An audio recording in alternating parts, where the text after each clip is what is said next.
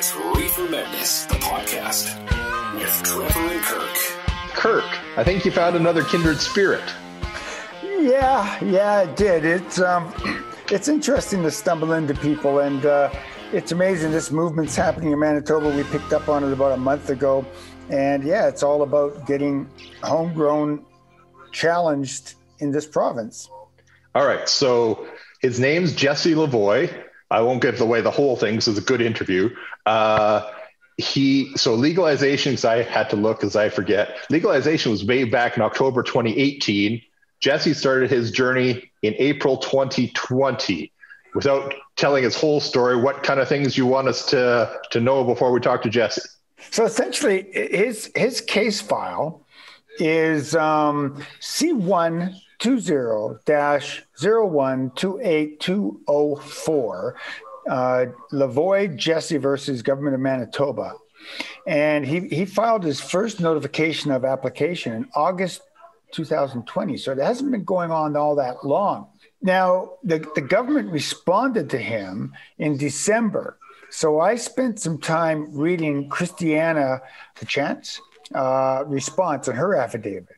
So where we're at in the story is that he has now responded to the government's argument back to him, and he discusses this in the interview. So again, we won't give too much away, but it's how the government is forming their argument. And what he's done now is he's got the experts to argue against their argument. But Trevor, I want to raise an issue with you. All Manitobans have been bombarded lately with Mr. Pallister's new initiative. And he's had a few really popular ones lately. Which one?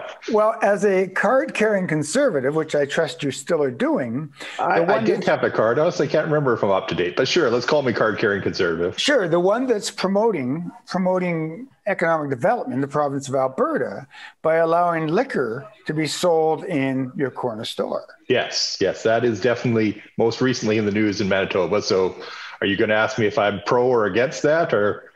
I'm all over it, man. I think as a consumer, why don't I want to have access to booze readily? I'm a little, well, how about yourself? No. Overall, yes. Just interesting. We were a friend of mine has recently become a employed with the liquor people in Manitoba, and so we've been harassing him online a little bit lately about another mutual friend traveled to Alberta on a legit business trip, did all his paperwork, yada yada yada, and came back, and same complaint that we've heard forever is, how come this rum I really like is, $20 less in Alberta than it is here. So it's something the conservatives here have wanted to do for a long, long time. Well, now hold on. A quick answer to that is that there's no sales tax in Alberta. So drop down 7% there. Yeah. The other component of this is that I do like going to local liquor store and talking to Danny, and Danny does know his whiskeys, and I do have expert advice when I go to the local liquor store. But I'm not against economic development and having booze readily available. But the public health nurse in me, the community health nurse in me, the person who understands the damages alcohol has made in our society and how it harms adolescent children who can that finds alcohol readily accessible next to the milk. I find it interesting that they're quite prepared to allow alcohol to be more readily available to Manitobans, but they won't let us grow our own pot because they want to save the children, they want to save houses, and they want to. So I find some hypocrisy there, my friend. As a nurse, I'm a little concerned that alcohol is going to be readily available. And then as a cannabis advocate, I guess, if I'm to name myself as a cannabis advocate, I'm wondering why cannabis is being treated so poorly. Now, Trevor, I got some information here in regards to how the government is arguing their case about why we Manitobans can't grow cannabis. And it's the Liquor Gaming Cannabis Authority of Manitoba, the one who responded to Jesse's acknowledgement that he's challenging it, right? And they put down four pillars that they're fighting. And Jesse gets into it, but I just want to make the listeners aware that the four pillars are social responsibility, education, treatment, protecting the youth, and preventing illicit sales. Now, the Liquor Gaming Cannabis Authority of Manitoba acknowledged that one of their mandates is to educate people with accurate information to protect and promote safe and social responsibility of the consumption of cannabis. Seems reasonable. Well, I think it's a wonderful mission to have. I'm just wondering how much information they truly have. I mean, they're basically saying that by us growing cannabis at home, we're risking the youth. We're risking we're getting into the illicit markets because we're going to add cannabis to the illicit market. We're destroying property in people's homes, and they can't control the quality of the cannabis that we are creating or growing. And it's also very difficult to enforce that if we were to have cannabis growing at home. So these are the arguments that the government has put out to Jesse. So as you'll hear, and there's so many of those I want to touch on. I want to ask you about the carboys cutting your feet, and we'll leave that as a cliffhanger for afterwards. But the one other thing I just want to throw in ahead of time, and he'll touch on it more, is isn't it interesting that in Quebec, which if I've got all my facts straight, is going through the courts already, maybe even gone all the way through. And that started with someone was growing at home, got charged, and sort of fought through the courts that way. But that's not how Jesse got involved in this. And I thought that was another interesting twist as well. Well, Jesse has a history. Now, we touch on it a little bit about how we worked with in the same organization, Manitoba Corrections, and he got out of the industry over an incident. Now, I Googled the incident that happened in the remand center he was involved with, and that's not the story here, but let's say that it's Googleable. Googleable? Is that a word? Sure. Google? Is now. We're going to make it a word. You can Google Jesse and the dates he gives and find out why he left the industry, but that's not the story. But he was on medicinal cannabis for a while, and I asked him quite bluntly, what are you doing here, dude? I mean, you got a medicinal ticket, grow your own weed, right? Grow your own medicine. Yeah. His answer is a good one, and it says sort of he was treating it as medicine, and it helped him get through some... a rough patch. A rough patch. And then he found that he'd gotten through it, and he wanted to use cannabis recreationally, and he wanted to grow it. So he wanted to challenge the government as a guy, as he says, from nowhere, just challenging him. Like, come on, let's make this happen. Why can't I grow cannabis? So the government has responded to him, and he's responded back. So this is a good opportunity to get into the story. Yeah. Then we can come out of it. Absolutely. Let's listen to Jesse. My name is Jesse Lavoie, born and raised in Winnipeg, Manitoba. Fantastic. And what are you doing, man? I'm suing the Manitoba government for banning homegrown cannabis, which is federally legal. I started doing all the research back in April 2020 and filed the notice of application at the end of August. Hired a law firm beginning of June. I know I kind of skipped that part, but yeah, it's been a long road and a lot of time and assets put into this so far. Well, and I congratulate you for doing this, because one of the things Trevor and I have been saying is that we don't quite understand why Manitoba chose not to go this route. But before we go there, let's get a little bit of a background. You and I share something, eh? You worked for Manitoba Corrections. Yes, I did. Yeah, as I did before they pulled the jail out of Dauphin. I was a nurse there for a good 12 years. Oh, interesting. I didn't know that. I was at the remand center. It was a big loss for our community when they pulled the jail out. Yeah, I had a lot of friends that worked there, and it was a tough time when that closed down. So you are, and I guess a corrections officer. Are you open to talk about what happened to you there? Because you do make mention to it in your documentation that you had a horrific experience there. Yeah, it happened in 2016. I worked at the Winnipeg Remand Center, and there was a very violent incident between myself and an offender, and unfortunately, the offender lost his life during that incident. So, yeah, that was my last shift as a correctional officer, and that time I was like, "Okay, I need to find a new industry, new job," because I wanted to be a cop my whole life, and then decided after that night I didn't want to do law enforcement anymore. So yeah, I went into the cannabis industry and haven't looked back. Right on. And again, through that situation, again, I'm reading through your webpage, your PTSD. So are you a medicinal user of cannabis? Not anymore. I was for about 3 years, and then I stopped using my prescription because I could sleep through the night. I wasn't having night terrors anymore or panic attacks. So all that stuff was gone. So I switched to recreational use because I love the plant. So here's a question I got to ask you though. Yeah. So as a medicinal user, you could have grown your own plants and you weren't stuck to 4. So why take this case on to make recreation grow legal? That's a great question. First of all, because it's wrong. Like, it's unconstitutional. It's federally legal for everyone to have 4 plants. Even if I wanted to go the medical route, it takes at least a month to get my license. In any other province, someone going the medical route could start with 4 plants. They can get 4 plants in the ground immediately while they get their license application going for the rest of their medical plants. So it inhibits people who want to go the medical route.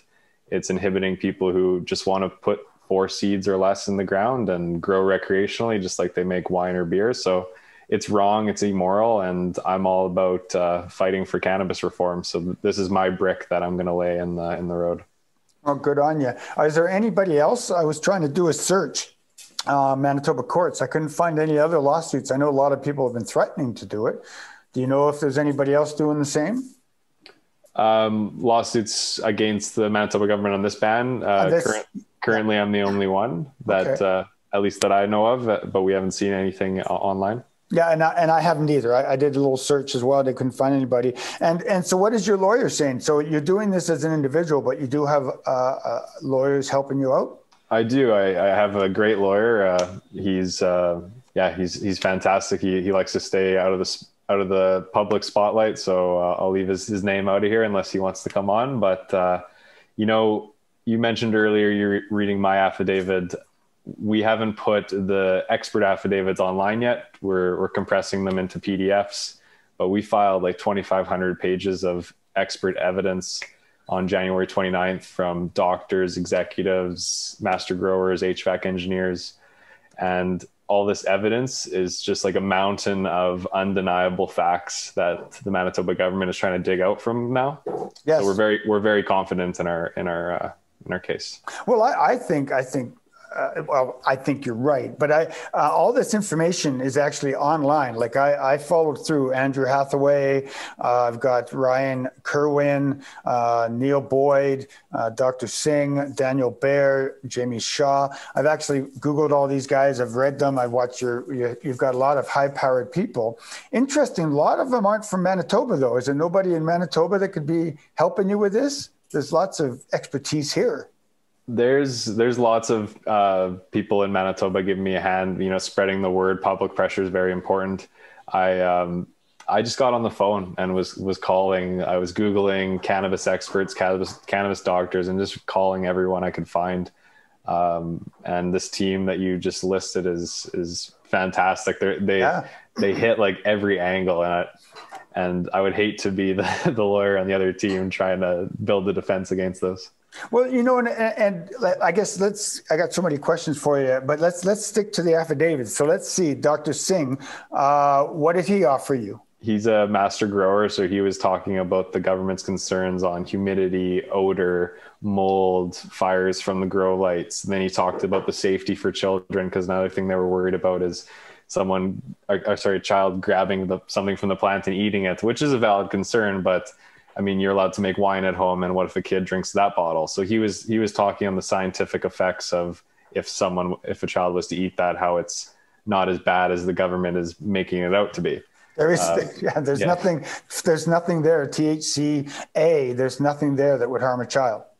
Yeah. So he combated that. It was awesome. The team we assembled, the government had their basic outdated arguments they put forward, and I had an expert or two for each one that just destroyed it. So it's exciting. And now, okay, so you've also got Dr. Bear. I was watching his video, and he made an interesting comment about breaking a 5-gallon carboy. And how, right? And you know what? I am a brewer. I've been brewing my own beer for about 35 years, and I have broken a 10-gallon carboy that I ended up calling sump pump porter because it ended up going into my sump. so been there, done that, and didn't cut my feet, but honest to God, it was dangerous. I had porter all over the floor and broken glass. So been there, done that, but no one got injured.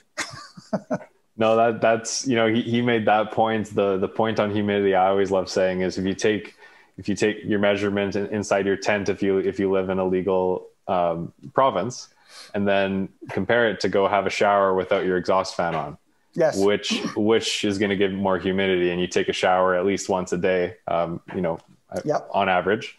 Hopefully.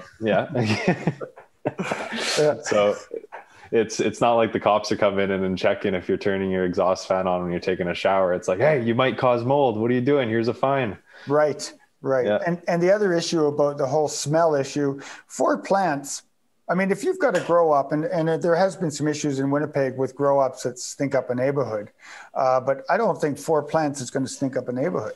I don't either. I haven't been able to do my 4 yet, but I've been in the industry, gone to grows, and if you keep your humidity low, your ventilation is on point. You can use carbon filters, which are very inexpensive to help even kill it further. Right. I don't think you'll smell it. And there's been houses that have been like completely sealed up, hundreds of plants put in there to get as much weight as possible to sell onto the black market. You can't take that rare comparison and put it towards the recreational user. Yeah, it's just you're like shining a spotlight, and you're thinking everyone's cat's like looking like, oh yeah, it's all like that. But it's not the case. So what are some of the other arguments the government? Because I haven't actually seen the government's argument listed. Is it someplace that you can access? Like, does the government actually have a list of why they don't want it? Yeah, actually on TobaGrown.ca, it's under the affidavits and the PDFs. I can send it to you afterwards, but another argument we didn't touch on yet is their fear that people are going to grow 4 plants and sell it into the black market. Yeah. So they're worried that people are going to start injecting it into the black market. So what we did was we went into all the available documentation from every other province showing growth in the legal market from 2018 to present since legalization. And we're seeing that there's no injection of 4 plants into the black market. 4 plants isn't stunting the legal growth of the market. Prices are, it's not the fact people can grow 4 plants. So that argument is just words. We have doctors and research stating otherwise. Another thing is so interesting. So in every province who's legalized 4 plants from the start, every state in USA who's done it, legalized home grow, and there's a few other countries who have done it, none of them have clawed it back. So they've all made it legal, but none of them have seen the sky catch on fire and then like, okay, we got to recriminalize this, no more home grow. So the Manitoba government is using outdated arguments to try to prop up a ban, which is unconstitutional with no backing. Okay. Yeah. What else what other arguments are you going after? And I apologize. You do have I did go through your website, but you do have a rather large list of PDF documents. Yeah, it's a very long process with lots of documentation. I think we covered it. It's the children they're worried about getting access to it. They're worried about the black market injection, mold and fires. Oh, and quality control. They're worried that people will, maybe get mold on it and inhale that, which is a valid concern. But there's some legal cannabis that's been put out there that also has mold on it. So you can't. People have to learn to grow, and it's on them to make the better product for themselves. It's like I'm going to use alcohol again. When there's no quality assurance on your home wine, there's no like wine police coming into your house and ensuring that it's the right amount of alcohol and it's perfect. Okay, now you can drink it. It's Yeah. Well, I have made some vinegar in my time, and actually right now in my basement, I have this apple fermentation I've had going now for probably about 2 years. I'm growing my own yeast, actually. Oh, cool. So I've got my own wild yeast I'm playing with downstairs. So when you talk about mold on a cannabis plant, well, I'm growing new yeast in my apple cider. So I have no idea what's going to come with that. But also when you look at the mold issue, like you say, if you learn how to grow your own cannabis and properly dry it, there's more risk of getting mold traveling across the country.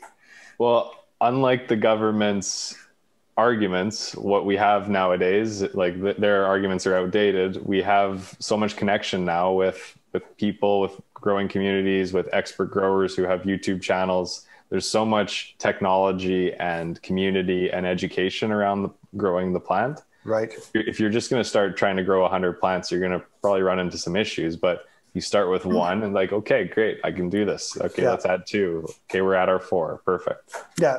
Yeah, and it's a nice looking plant. So you must have become a little bit of a midship lawyer in the last year and a half. So here's a question for you from a legal perspective.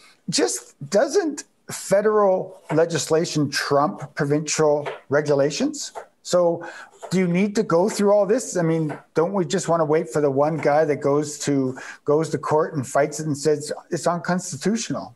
Well, that's what happened in Quebec. Is someone was, charged with this offense and they defended themselves. Here in Manitoba, we're not seeing a lot of those. I don't want to say there's a conspiracy not to charge someone, so there's no one to defend against it. But in this case, I came out of nowhere and was like, I'm going to challenge this. I haven't been charged. I'm not growing. I'm coming out of nowhere. So there could be a delay on that side. Don't enforce it because we don't want someone defending it through the system. Versus I had to put a bunch of money up, hire a lawyer, build a case, and then come in and start the process. So I know that was a long-winded, wordy response. Oh, that's what I was looking for. Yeah. So again, you've gone to a lawyer. You said, I have this idea. And what did they say to you? Like, were they interested in this? I went to 12 law firms in total. At first, I was shopping, to be completely honest. I started with MLT Aikens. They built fantastic research, great arguments, and it was just a great team. For the long term, though, the bills were getting quite high there, so I needed to transition because the Manitoba government was displaying that they were going to take this the whole way. So I transitioned to a smaller boutique firm with a one-on-one lawyer team. And him and I have been working together on this. I've been doing the research and corralling the experts and educating on cannabis. And he's an excellent lawyer. So everything I lack on the legal side, he's got an excess amount of it. So you've got a GoFundMe page on this. So you want to speak to that a little bit? Correct. Yes, I've had a GoFundMe page since the beginning. We're at about $10,000 on it, and it's just been absolutely fantastic. The community supporting. Recently, I've also started selling TobaGrown T-shirts and hoodies on TobaGrown.ca, and all the proceeds from there go towards the legal bills. My hope is, so this is going to cost about $45,000 without an appeal. My hope is we beat the government, we get cost awards, and then any excess from the fundraising goes to charity. So this is all for the people. And it's just unfortunate the Manitoba government is defending this and spending taxpayer dollars to defend it. And on this side, myself and the community having to spend money to attack it. Right. And that's a good lead in to my next question was when you win this, so your fees will be covered by the court. So you've challenged this law. If you win your claim to this, do you get your money invested back, or is that money lost? You could apply for cost awards from that. That's a new thing for me. I know it's not a 1-to-1, so it'd probably be a little less than I put in, but if you if you're awarded cost awards, you do get some of your legal bills back. Okay. So I'll take those and donate them. So, okay. Yeah. And I'm assuming your lawyer is also in it for the long game also, and he sees it as a good cause. He's very behind it. I know he's not a big cannabis user himself or at all, but he knows this is wrong. When I showed him the arguments and the direction and the experts I gathered, he was just blown away. So he was excited to take it on.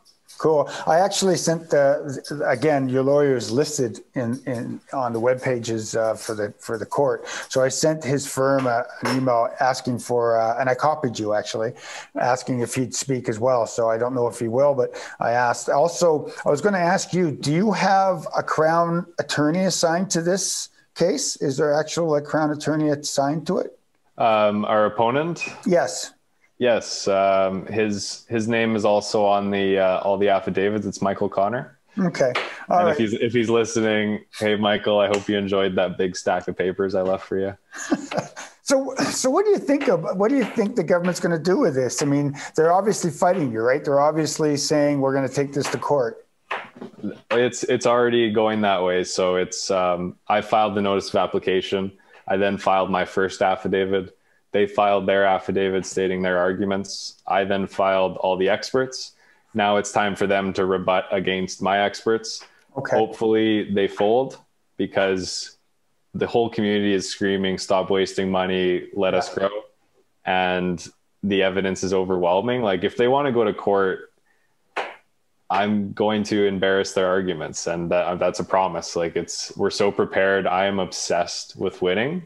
And their arguments are outdated. If they want to make it a show, I'll participate, and it'll be a great victory. Hopefully they just let us grow for the summer, but likely they're going to fight it. What do you suspect will happen? Let's say that they fold, right? So what do you think they're going to come back with? I know you're prepared to take this all the way to the Supreme Court, but let's say they fold and they say, okay, you win, right? But now they'll have to go back and they'll have to build a process to allow us to do this, right? So what do you expect them to do, this government we have? I don't expect them to fold. I hope they do, but if they do fold, I'm sure it's going to be a regulated rollout. I wouldn't mind if they're like, okay, if you need to buy your legal seeds and register, and kind of like a few other provinces have done, that's not a bad model. I don't like we'll have storage unit set up and you can go there and grow your own. Like, like other provinces, you can grow your own property. If it's your property, you should have it there. But yeah, registering your seeds, I wouldn't mind. Otherwise, it should just fall in line with similar to the other provinces. Okay. I can see you're actually quite excited. You want them, part of you wants to go to the Supreme Court and have that experience. Yeah. Yeah. Yeah. But that's just the selfish part of me. Yeah.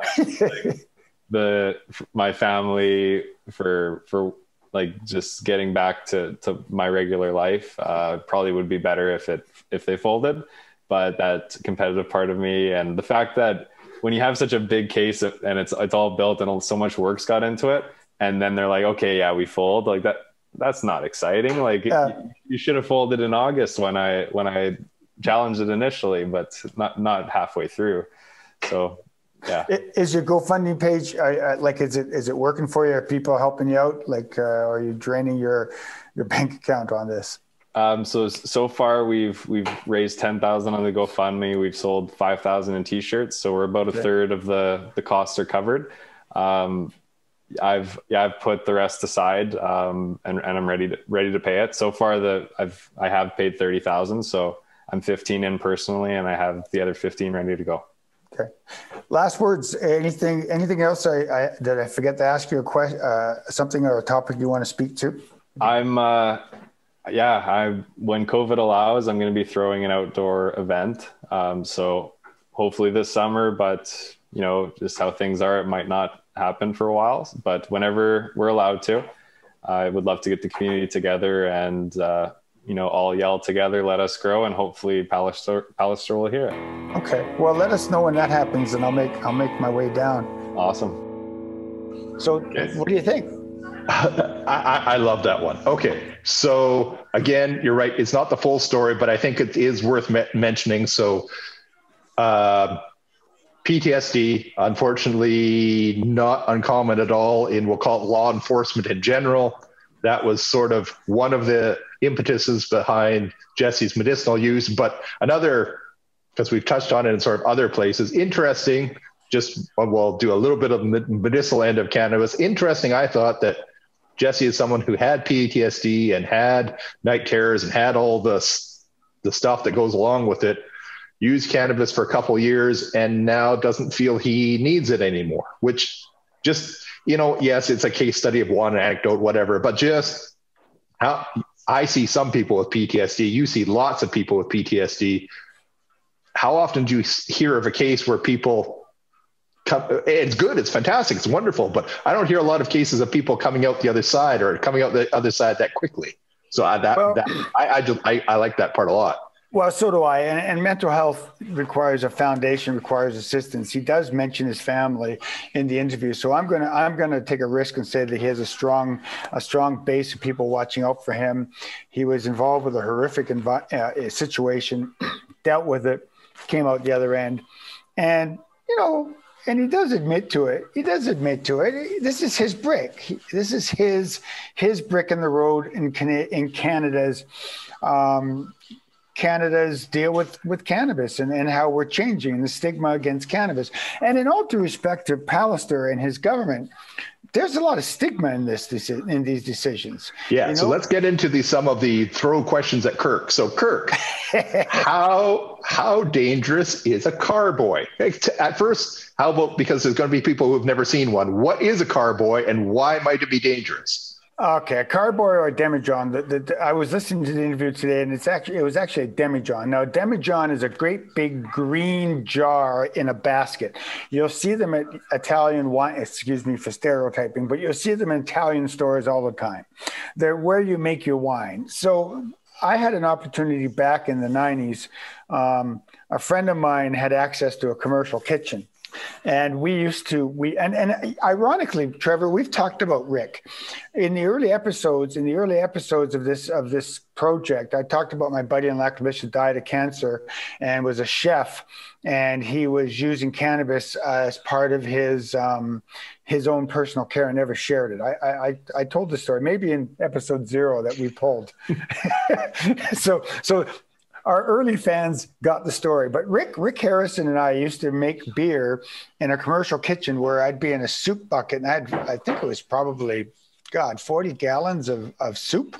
So we made beer in it. We'd make it by scratch. We'd mash our own, my own hops, and we made it. So I can remember having 2 demijohns.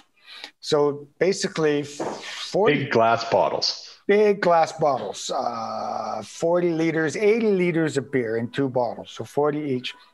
And to this day, I was late for a party. I think it had something to do with my in-laws, a birthday or something, and I was carrying these demijohns. Now, these demijohns are heavy. They're about 100 pounds. I was running marathons in those days, a little bit more fit. I was younger, trying to carry it into Subterranean Brewing Supply Shop, into my basement. I used to sell beer supplies. Again, another story. Take it into the basement. And my table collapsed. And I dropped this glass carboy on a cement floor in my basement. And I was wearing sandals. Actually, you know what? Maybe even stocking feet. But the phone rings. Michelle's saying, "Where are you?" And I'm saying, "I'm in the middle of a crisis." So yes, I had to basically move all of the beer into the sump. I lived on a property at that time, and then collect the glass the next day. But that was sump pump porter, and that was breaking a glass, and it was quite dangerous. I could have bled to death. I didn't. Yeah. And again, so it's a funny story. I like the story. I'm glad we got a chance to tell it. But I think a reasonable firsthand account of making beer and wine in your own house is not without risk. They are small risks, but, for many, many, many years, we have said that this is a reasonable risk that reasonable adults can do in their own house. And, no children died. Nobody drowned. Nobody got cut. It was an accident. But, there were risks, but reasonable adults should be able to manage it. So again, one of Jesse, is growing at your own house more dangerous? Okay, Kirk, one of your other favorite things, if a child ate a cannabis bud that you were growing, what would the THC in that cannabis bud do to them? Well, again, going back into our library, we have learned, Trevor, that there is no THC in those buds. It's an acid form, and it hasn't been decarboxylized yet, so there's no psychotropic effect. I think the child is going to get some really nice greens, maybe some terpenes. Probably won't even like it, probably will spit it out. As opposed to, again, as a former brewer, what would happen if a child got into a jug of beer that you were brewing at home? Well, depending on the age of the child, they'll have a very good evening, or depending on where it's at in the fermentation process, they may spit it out and go, "This is gut rot."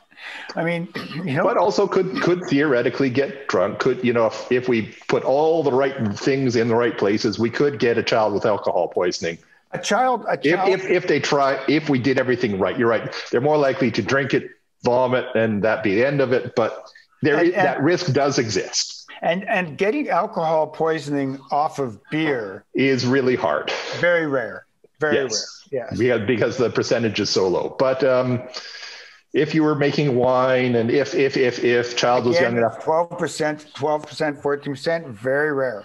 Yeah, no, absolutely. But just these are I'm trying hard to be impartial, but I think these are very reasonable comparisons to risk of growing your own at home versus risk of brewing at home. And everybody, or I'll say most people, seem to think the risk of brewing beer and wine at home, not that much. Kirk, do you have any police coming in to your house recently to see if you turned on the fan after you had a shower? That was an interesting point, eh? I mean, there's more humidity in the house from a shower. And come on, how many of us have gone into a friend's house that's maybe a little older house, hasn't been renovated, and you can smell the moisture in the bathroom? I mean, we've all been there. I'm sure you were there in universities when your friends was crashing out. And as a pharmacist, because I'll throw my pharmacy plug, we talk about heat and humidity in your bathroom all the time. That's why friendly neighborhood pharmacist reminder, don't store your medications in, I know it's called a medicine cabinet, don't keep them there. It gets hot and moist in there, and that is a great place for the medications to break down. So we talk about that, your bathroom is a terrible place to keep your medications. Keep them somewhere else. Why do we have medicine cabinets in the bathroom? It is a bane of the existence of my profession. Do not call them two banes for you. One is, why doesn't medical cannabis go through pharmacies, and why are medicine cabinets in bathrooms? Yes. Those are top two of on my list as a pharmacist. But yeah, and again, I'm not trying to make light of it, but it sounds silly. But there are risks of the heat and humidity in a bathroom to medicines. And again, we think these are things that reasonable adults can deal with. You'd think, right? The other thing we have to think about with, I'm sorry, are you done? You had another question? Yeah, no. Jesse did a far better job. Those are just some of my top three lists of interesting points that he brought up. Tickle Kirk's fancy. But here's one that I found interesting, Trevor, is that the lawyer that is assigned on the Crown side, Michael Connor, I believe his name was, you mentioned, he is a constitutional lawyer. And word on the street, and literally word on the street, all right, because you know where I'm located. I see everyone walking by my house, right? So for those of you who don't know, Kirk is literally on the same street as the courthouse in Dauphin. Yeah, so word on the street, without mentioning who the word was from, but the individual, Michael Connor, is a constitutional lawyer. And as I was reading through the Liquor Gaming Cannabis Authority's affidavit, they spend a lot of time on the federal government debate on the provinces having autonomy on the cannabis regulations. So the governor of Manitoba, and I didn't discuss this with Jesse because I was sort of seeing if he would lead me into it, but word on the street is this is a constitutional issue. So yeah, Jesse may have captured, all of the issues, and he may have, crowned his own kings in a checker game. But if it's a constitutional issue, be damned. The province has control, and the province can just say no. Like if it comes down to a jurisdictional issue. Well, I was going to say, so obviously not a lawyer, neither are you, but, wouldn't this be fascinating if this is what the province of Manitoba decides to spend their notwithstanding clause on? Yeah. On the fact that we're going to save the children by not growing cannabis in our homes. No, it's an interesting story. I bought the T-shirt, Trevor. I see that. So yeah, that's an excellent segue into there is a TobaGrown GoFundMe page. Yes, there is. And go buy the T-shirt. And some of our local businesses in town have bought a bunch of T-shirts. You can do it. But it really comes down to, Trevor, and I'm going to step up here and say this. As a nurse, I have real problems with the government out of one side of the mouth saying they're going to make liquor more accessible to the population base of Manitoba, but on the other side of the mouth saying they're going to prevent us from growing our own cannabis. Because in my opinion, as a nurse, and what I understand about both of those issues, and all due respects, man, ignorance is curable, stupid is forever. Is our government stupid? What do you really think, Kirk? No, I'm serious. I'm serious, Trevor. Alcohol has created so many problems for us in the healthcare field. We know it. It's research. It's out there. But yes. Yet Mr. Pallister wants it more accessible so we can walk down our street during COVID, quote, unquote, so we can get some activity to get some booze. That's his motivation for us to get out and walk, is that we can go to our local store. This is quote, unquote. I heard it on CBC. Yeah. I'm sure you heard the quote. Yes. I'm not going to prejudge Mr. Pallister because honestly, but no, I am going to completely agree with you. I think I knew this before our little podcast project, but because we've been forced to look at this more and more. Yeah. I pointed the finger back at me. I enjoy alcohol. I enjoy it a lot. Hey, I'm drinking homemade mead. I'm having a glass of mead right now. But it doesn't take much research to find as a substance, alcohol consumption causes a whole lot of toxicological problems, like a whole bunch. Domestic violence, fetal alcohol spectrum disorder, fatty livers, cirrhosis, they're drunk driving accidents, and. But it's the devil, right? So we're. But it's ignorance. It's ignorance. Ignorance yes, is curable. but yeah, if you do just a cursory dive into it, on just the safety end, if this is all about patient safety or population safety, harm reduction, right? Harm reduction is the word I'm looking for. Yeah, cannabis beats alcohol hands down. Hands down. It's not even close. You think? Okay. You know what, Trevor, on that, because I thank you for that. You get to choose the music because obviously I fought the law and the law won is not appropriate. Oh, I really wanted that one. I did. I wanted the version with what was his name? John Cougar Mellencamp doing that. That's a favorite song of mine. It's a good. Okay, well, if we can squeeze that one in, that would make me very happy. But the law is not supposed to win on this one. Well, we don't know. It's the jury, the jury, which they won't be in this, but the jury is still out. And I can say the jury's out, and it actually kind of means something on this one. Yes, very true. So we need some sponsors and the webpage. Web page is up. I'm really excited about it, Trevor. There's going to be opportunity for people to look through our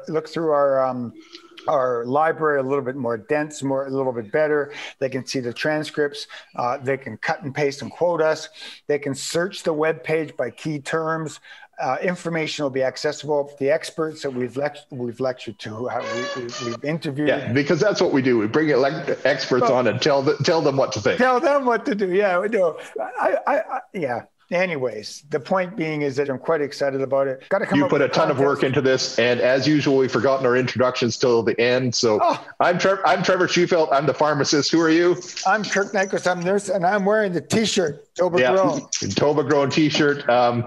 Go to his website. We'll have a link in our show notes, but tobagrown.ca, I think. That's it. Yeah. And there, like you said, during your research, there is more info there that you can shake a stick at.